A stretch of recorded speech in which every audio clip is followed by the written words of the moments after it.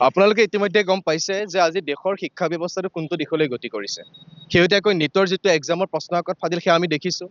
তাৰপিছত UGC নেটৰ খেলিমেলি হৈছে, CBSE পৰীক্ষাৰ মূল্যাংকনত খেলিমেলি হৈছে, আৰু দেশত লাখতকৈ অধিক চৰকাৰী স্কুল বন্ধ হৈছে। গতিকে সৰ্বভাৰতীয় প্ৰেক্ষাপটত আমি নৈতিক দায়িত্ব স্বীকাৰ কৰি লৈ পেলাই ধৰ্মেন্দ্ৰ প্ৰধানে পদত্যাগ কৰাৰ দাবীৰে আমি সৰ্বভাৰতীয় প্ৰেক্ষাপটত প্ৰতিবাদ কৰিছোঁ, আৰু আজি আমি ইয়াত মৰিয়নিত আজি আমি প্ৰতিবাদ কৰিছোঁ। ইয়াৰ উপৰি আমাৰ যিগৰাকী অসমৰ শিক্ষামন্ত্ৰী তেওঁ আৰু খুব চৰা, সেই অপদাৰ্থ শিক্ষামন্ত্ৰীগৰাকীয়ে কি ক'লে যে আজি যিটো সময়ত গুৱাহাটী ইউনিভাৰ্চিটিত মাচুল বৃদ্ধি হৈছে, আমাৰ শিক্ষাৰ্থীসকলৰ শৈক্ষিক নামভৰ্তিৰ কাৰণে যিবিলাক মাচুল বৃদ্ধি হৈছে, তাৰ প্ৰেক্ষাপটত শিক্ষামন্ত্ৰীগৰাকীয়ে কৈছে যে আজি চৰকাৰী কলেজ আৰু ইউনিভাৰ্চিটিসমূহে নিজৰ পুঁজিৰ কাৰণে নিজেই গোটাই ল'ব লাগিব, আমি পুঁজি আবণ্টন দিব নোৱাৰোঁ। গতিকে আমি SFI কৈছোঁ, যদি তুমি নোৱাৰা তেতিয়াহ'লে তুমি চকীখনৰ পৰা উঠা।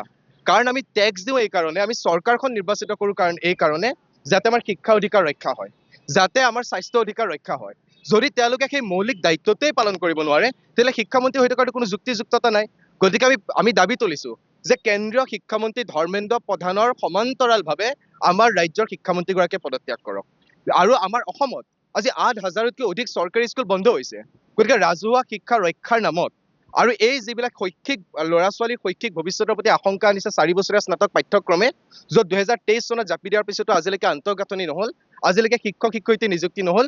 সেই প্ৰেক্ষাপটত আমি দাবী তুলিছোঁ যে অনতিপলমে শিক্ষক শিক্ষয়িত্ৰী নিযুক্তি দিয়ক। আমি মৰিয়নিত যিখিনি সমস্যা হৈ আছে, জ্বলন্ত সমস্যা, এতিয়া খোৱা পানীৰ সমস্যা, হয়তো আমাৰ MLA ঘৰত তেওঁলোকে এইটো যিটো ভোগদৈৰ টেঙা পানী, সেই টেঙা পানী তেওঁলোকে নাখায়, এই টেঙা পানী খাই আছোঁ আমি।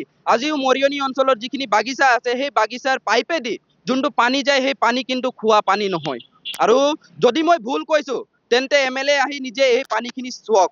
আৰু যোনটো ধুধৰ আলি তেওঁলোকে কৰি আছে, ইলেকশ্যনৰ আগত যি ধৰণে কাম লগালে, আমিতো ভাবিছোঁ যে এই 2 মাহতে কাম সম্পূৰ্ণ হৈ যাব, কিন্তু যি ধৰণে ইলেকশ্যন পাৰ হ'ল, ইলেকশ্যনৰ ৰিজাল্ট আহিলে তেওঁ পাহৰি গ'ল যে ধুধৰ আলি নামৰ এটা ৰাস্তা আছে আৰু সেই ৰাস্তা বনি আছে। কিন্তু আমি তেওঁক মনত পেলাই দিব বিচাৰিছোঁ যে এই ধুধৰ আলি যদি আমাৰ কলেজ স্কুল বন্ধ থকা জুলাই মাহৰ ভিতৰতে যদি বনি নুঠে তেন্তে আগষ্টত আমি তীব্ৰ প্ৰতিবাদ গঢ়ি তুলিম। আৰু ইয়াৰ লগতে আমাৰ যিখিনি সমস্যা আছে, আমাৰ অসম নাগালেণ্ড সীমান্তৰ সমস্যা, এই অসম নাগালেণ্ড সীমান্তৰ সমস্যা তেওঁলোকে আগফালে দেখায়, যি দিছৈ ভেলীত মাটি তেওঁলোকে নাগালেণ্ডত গতাই দি তেওঁলোকে তেল খনন কৰিব বিচাৰিছে, সেই ষড়যন্ত্ৰ কিন্তু অসমবাসী ৰাইজ তথা মৰিয়নিবাসী ৰাইজ ভালকে বুজিছে, আৰু এই ষড়যন্ত্ৰ আমি সফল হ'ব নিদিওঁ মৰিয়নিত। আৰু ইয়াৰ লগতে আমাৰ যি স্কলাৰশ্বিপৰ কথা আছে, আমি ছাত্ৰ ছাত্ৰীয়ে পঢ়ি থাকোঁ, যিহেতু আমি দৰিদ্ৰ সীমাৰেখাৰ তলত, তো আমি কৈছোঁ যে আমাৰ যি স্কলাৰশ্বিপৰ টকা আছে, সেই স্কলাৰশ্বিপৰ টকা আমাক অলপ বঢ়াই দিব লাগিব আৰু টাইম টু টাইম আমাক প্ৰদান কৰিব